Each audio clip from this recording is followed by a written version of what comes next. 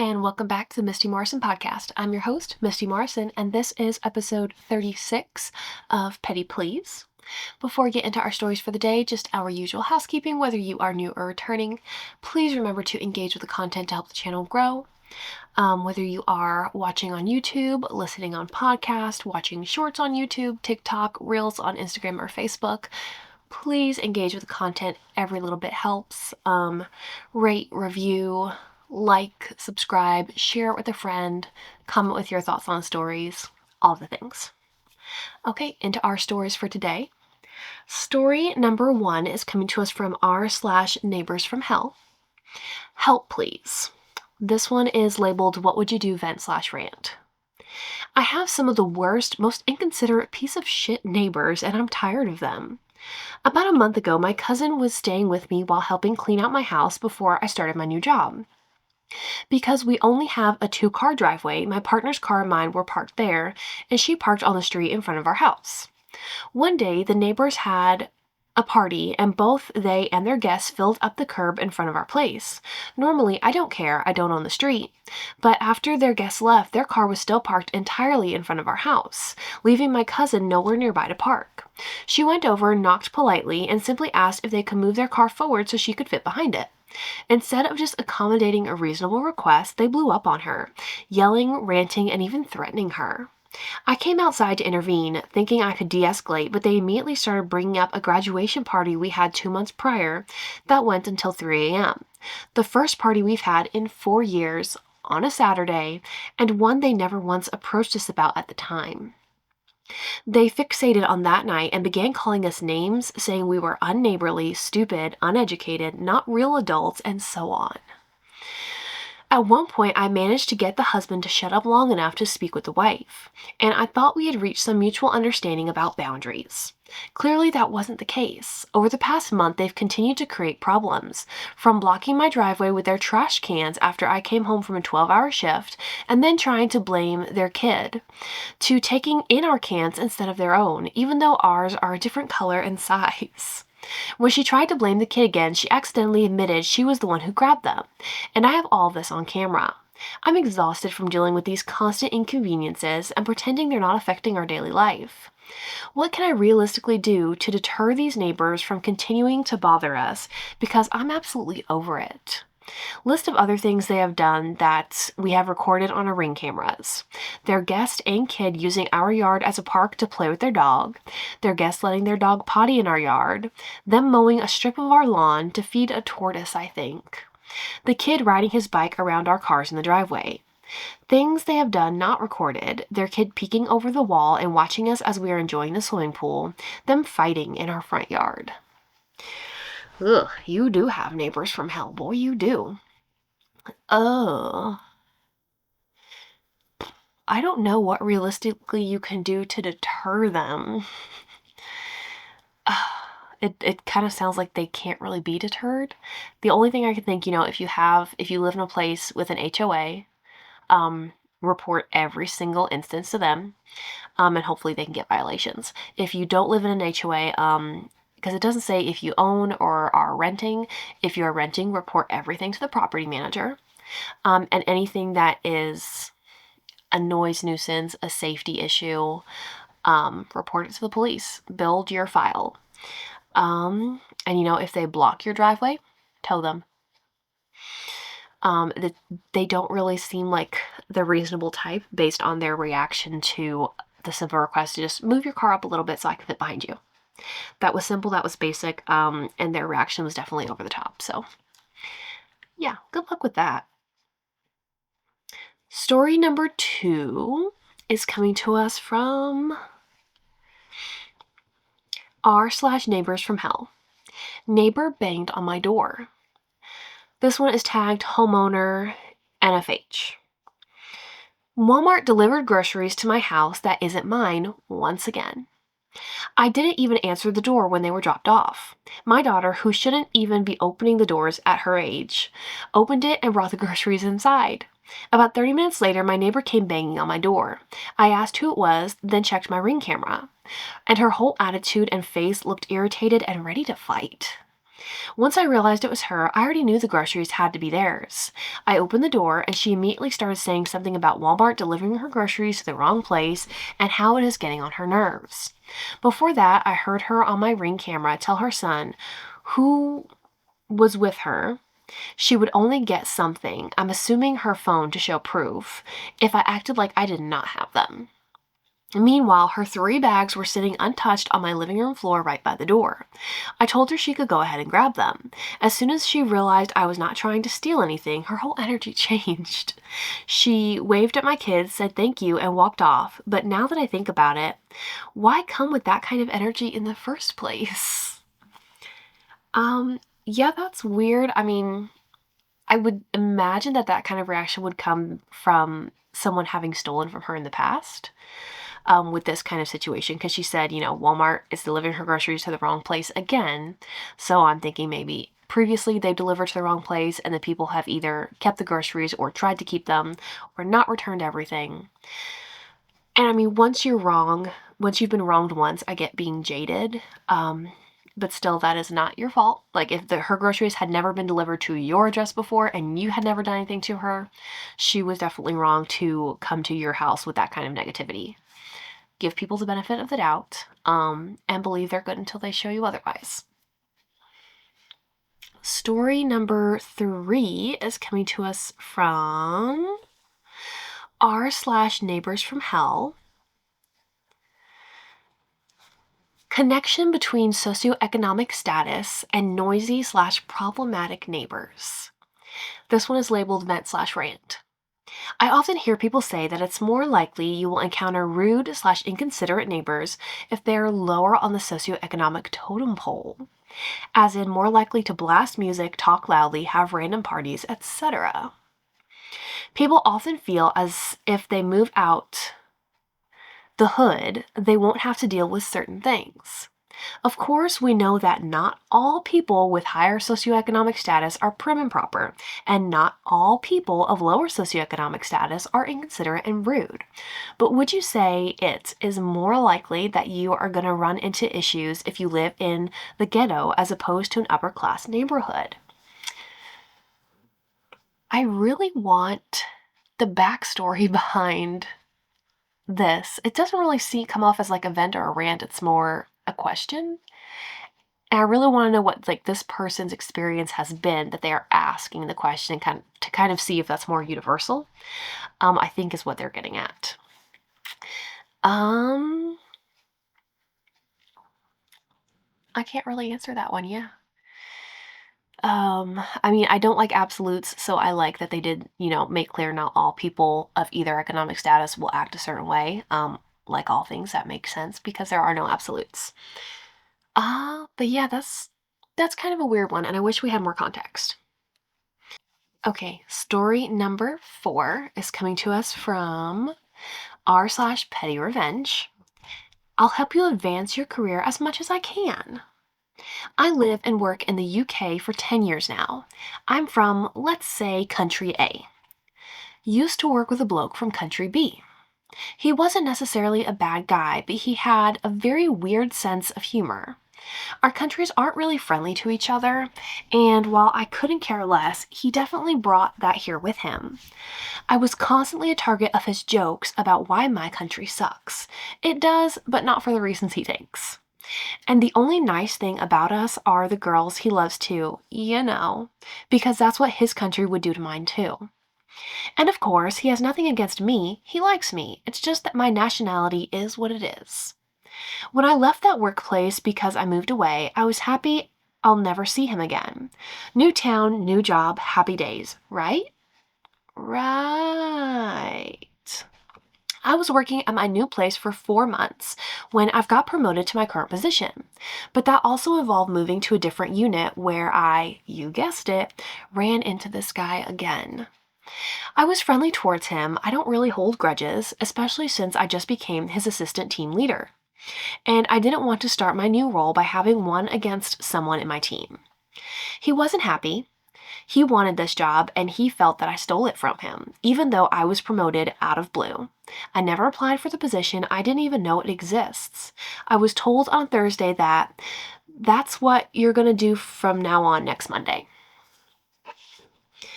As the weeks went by and I learned more and more about the work the unit does, I started to notice small mistakes in people's job, including his. I looked at it as an opportunity to learn how to lead, and my boss was over the moon that I want to handle these small things on my own. That's why they promoted me, though. So I went around, talked to people, showed them the stuff I've seen, asked them if there's any way to avoid these mistakes or something to do with the materials / machines, etc. They've had years of experience. I was there for a few weeks. I tried not to blame anyone unless it was obviously a human error. I wanted to learn, not to criticize. When I approached him the first time, before I even had a chance to explain what's wrong with the stuff he's done, he tried to start an argument about why it isn't his fault. Didn't say it was. And how it's the company's fault if they promote people without having any experience on the job whatsoever. I couldn't fault him there. I didn't have much experience, but I wasn't promoted because I'm good on the shop floor. I was promoted because I think ahead and solve issues before they become problems. And that's an invaluable skill in the unit they sent me to. Anyway, the first few weeks trying to work with him was, let's just say, difficult. Until my old unit started to lag behind and they asked my boss for a few people to help them out. My boss thought it's another great opportunity to learn to lead, and he let me choose the people we send over. Now, I knew that the job in my old unit sucks. It's hard work, it's noisy, it's hot, it just sucks. But it has one great benefit. It's full of team leaders and managers, and if you want to get a permanent contract, it's the best place to get it. I've got mine there. My old friend, however, was still with the agency. Now, how am I to take this great opportunity to let him shine away from him? So it took me less than a minute to make up the list. He was on the top of it. He was effing furious. He knew that job sucks too, but I told him it'll definitely help him advance his career. He can show the gaffers how incredibly great he is at his job and can secure a contract just as quickly as I did. Don't let it slip away. He can only win. His life was hell for the next few weeks, and every single day I went over to my old unit, that's where the head office was, I had to turn in paperwork every morning. He looked at me like I killed his cat or something. I always smiled and waved at him because, again, I don't hold grudges, right? And then a few weeks later, they offered me another position, which, while sounded good on paper, was an absolutely horrible job in practice. I respectfully declined, but recommended him because, again, who am I to stop someone to advance their career? They told me there's no chance that guy will ever even get a contract with the company, let alone getting any position whatsoever. He makes way too many mistakes, he's lazy, he's annoying, he's inappropriate towards other people, he can't work with anyone, and they're happy we sent him down there because they wouldn't want to pay someone like him any longer than necessary. But if he'd stay with us, they'd never knew. But hey, I tried to help. Really, really tried.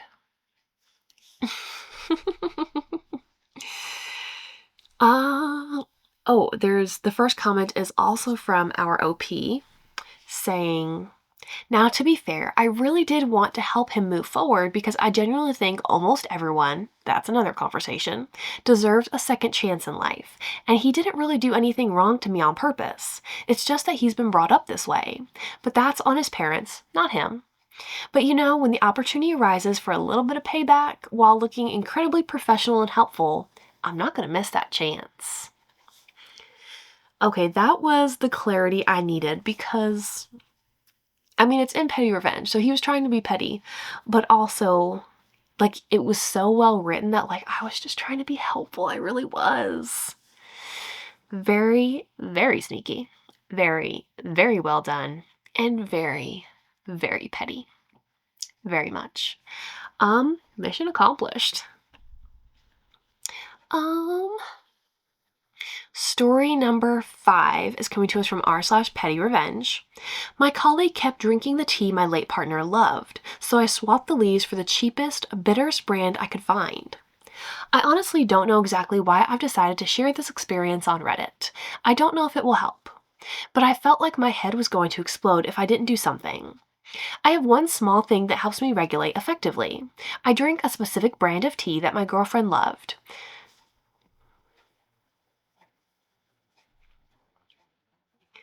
It helps me to reminisce the feeling of being next to her, of feeling her warmth next to me.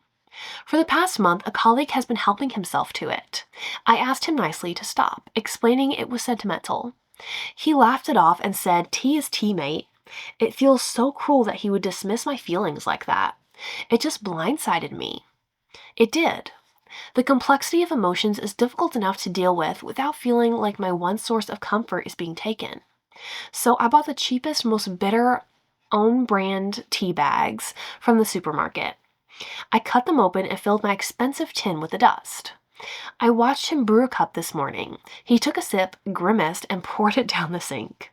He looked confused, but he didn't say a word to me. I feel fear because of all the unknowns as to what will happen next. I'm not really confrontational by nature, but mostly I feel a small sense of justice. It sounds cliche to say, but I needed to protect that small connection to her. I don't blame you.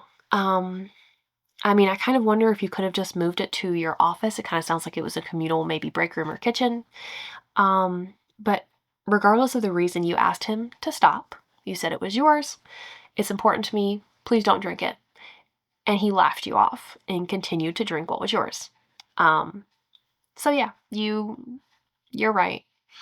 You did the right thing. And honestly, you could have done so much worse. So well done. Story number, I think 6, is coming to us from r/petty revenge. Hiroshima Museum. I was in the Hiroshima A-bomb museum today. The main museum experience is a walk down a few rooms where you see images of the victims, records, clothing, etc., saved from the Hiroshima bombing.